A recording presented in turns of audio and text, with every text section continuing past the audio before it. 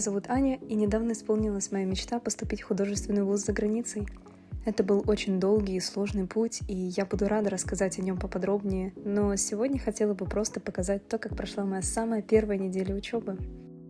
Сразу по прилету из аэропорта меня встретила подруга, и мы поехали к ней домой, так как до учебы еще оставалось несколько дней. Мы давно не виделись, так что просто гуляли, обсуждали все на свете, веселились, и куда же без этих легендарных фотографий. Затем опять долгая дорога, по-своему сложный переезд еще в один новый город, и вот теперь можно было гулять по пляжу еще 2 дня до начала занятий. Поскольку время было свободное, я решила не лежать в кровати дома, хотя очень хотелось, а пойти порисовать на свежем воздухе, чтобы отвлечься и расслабиться после таких больших перемен. Хотя на видео все выглядит очень красиво, как будто прямиком из фильмов или сериалов, на самом деле морально было очень тяжело. Да, я, конечно, была рада, что наконец-то приехала в то место, куда так стремилась попасть на учебу, но все вокруг казалось неправильным, чужим, и совершенно не с кем было поговорить. К тому же я очень переживала, смогу ли я найти себе друзей или хотя бы просто знакомых, не знала, как здесь будут проходить уроки, домашние задания, еще много вопросов. Но просто надеялась, что как-то все будет хорошо. Сначала была встреча новых студентов. Нам много чего рассказали, показали, что здесь и как, подарили прикольный мерч и заставили купить кучу материалов, некоторые из которых я видела впервые и не совсем понимала, как мы их будем использовать. И вот, наконец-то, первый день учебы. Собираемся, наряжаемся и укутываемся, потому что, несмотря на солнце, было довольно холодно. К сожалению, самый первый день полностью заснять не получилось, но там и был обычный урок английского, истории искусств, ничего такого. Зато у меня вышел отличный опыт с местным транспортом. Что я вам могу сказать? Для Америки автобусы — это какие-то отщепенцы. Я была на них, и то есть там явно люди малообеспеченные, и ты ощущаешь себя как будто каким-то изгоем, потому что все ездят на машинах. И сейчас, например, я сидела, ждала автобус. Первый раз я поехала нормально, а сейчас я сидела, ждала автобус больше 20 минут. И Google карты писали, что типа откладывается прибытие. Потом я вижу, он подъезжает, я стою на остановке, он просто проносится мимо.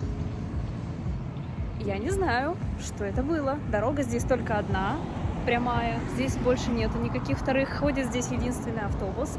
Его номер был написан на этой остановке, он просто проехал. Ну и пошел. Честное слово.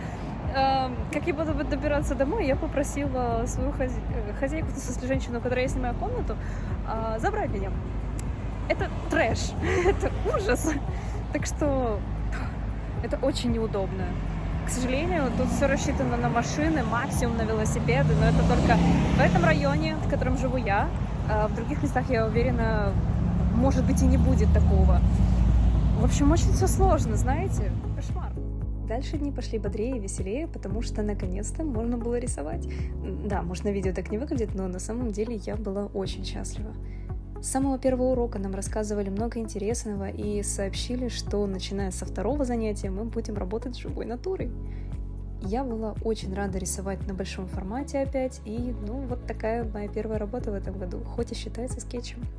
И все же я смогла познакомиться с разными ребятами, многие оказались очень хорошими людьми, так что на переменах было с кем повеселиться и провести время.